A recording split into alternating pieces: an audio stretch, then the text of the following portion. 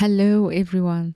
Thank you so much for being here. I am Isra, your host, and this is Self Taught English Learner podcast.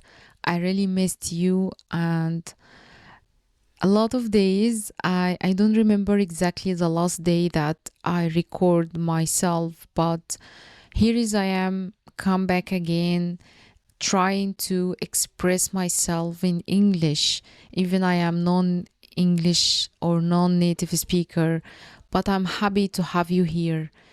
And today I want to talk about something we often feel, but we don't always express, which is the process of rebuilding yourself. Not fixing and not improving a little. It's about rebuilding piece by piece, step by step.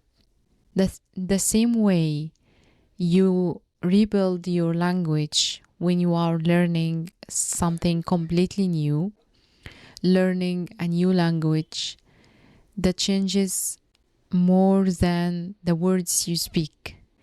It changes your confidence, your identity, your relationships, your future. And that process is very similar to rebuilding yourself or your life. And I think most of us, as a non native English speaker, we want to rebuild ourselves, rebuild our future. And because of that, we are trying hard to learn English. Even we know learning a foreign language and you don't have someone to practice or to speak the language, it's not easy. So, in this episode, I want to share how learning English forced me to break old parts of myself and create a new version, stronger version, a more patient, more often, more confident version of me. I hope you inspire and I hope you learn something from me. So let's start my journey and let's begin. So, the first thing I'd like to share with you when life breaks your old language. So, basically, every person has an inner language. The way you speak to yourself, the way you understand the world, the way you express your identity. But life can break that inner language. For me, it happened slowly through my career pressure, through my moments of silence in conversations, through times I felt invisible because I didn't have the words I needed.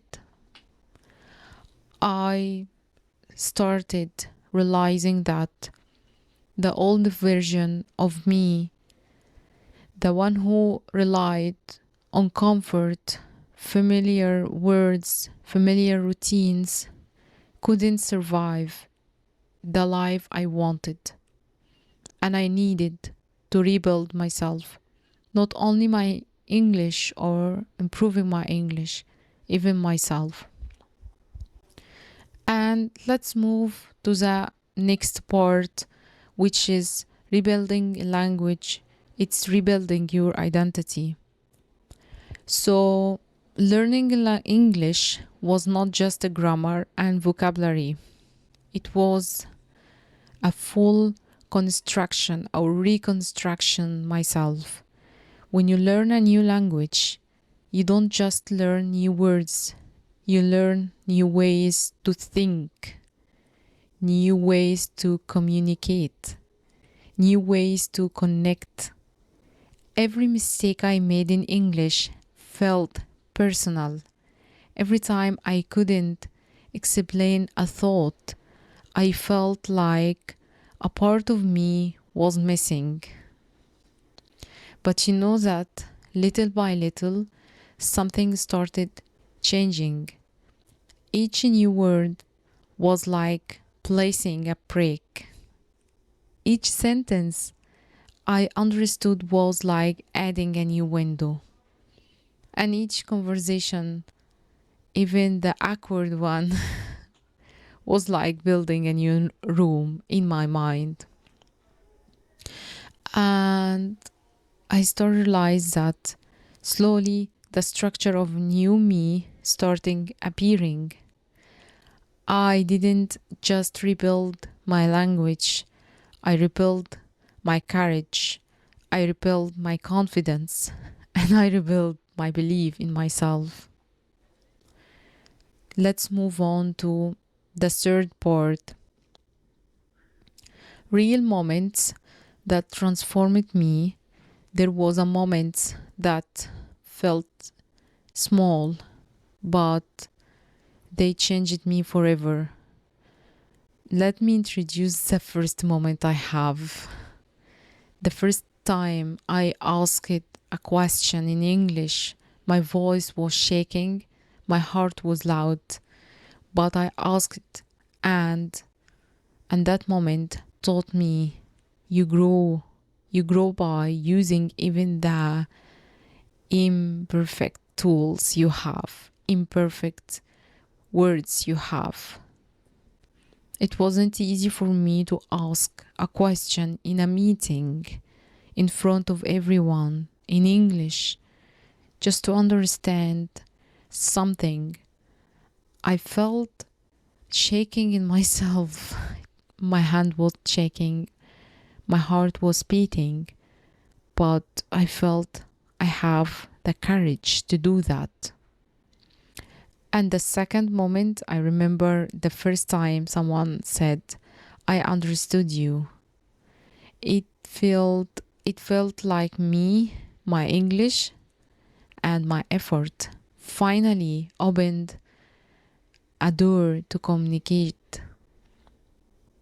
And the last moment, I need you to remember, I never gave up. I stayed with the frustration. I stayed with the confusion I have. I stayed with the mistakes. And that moment taught me that rebuilding myself is not about perfection. It's about persistence. And the last moment I'd like to share with you, language rebuilds you from the side out. Learning a new language, a foreign language, rebuilds you in stages. The first stage, it breaks your fear. The second one, it breaks your ego. And the third one, it breaks your excuses. It creates patience. And the final stage, it rebuilds your voice.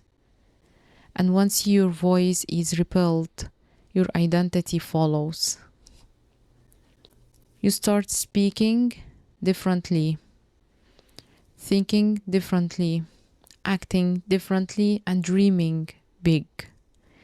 Learning English didn't just help me communicate, it gave me a new version of myself. A version that can stand in a rooms I once felt too small for. A version that believes I can do this, even when it's difficult. A version that understands that rebuilding is not a weakness. It's a highest level of strength. And to finish this with you guys, I hope you feel what I'm trying to send to you and you understand me.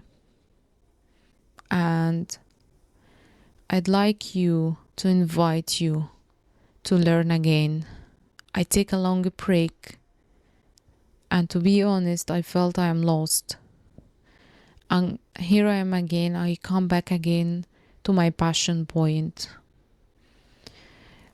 Your confidence, it's a part of your identity. It's a part of your voice. It's like a circle. Rebuilding is not starting over. Rebuilding is becoming better than you were before. just like learning anything in life. You will struggle at first, you will misunderstood, and people will misunderstand you. You will make mistakes, you feel down and lost and come back again. But let me tell you, step by step, break the cycle and you create a new version of you, stronger, wiser, and know what you really want. Thank you for listening, and I hope I motivate you enough to come back again and learning English.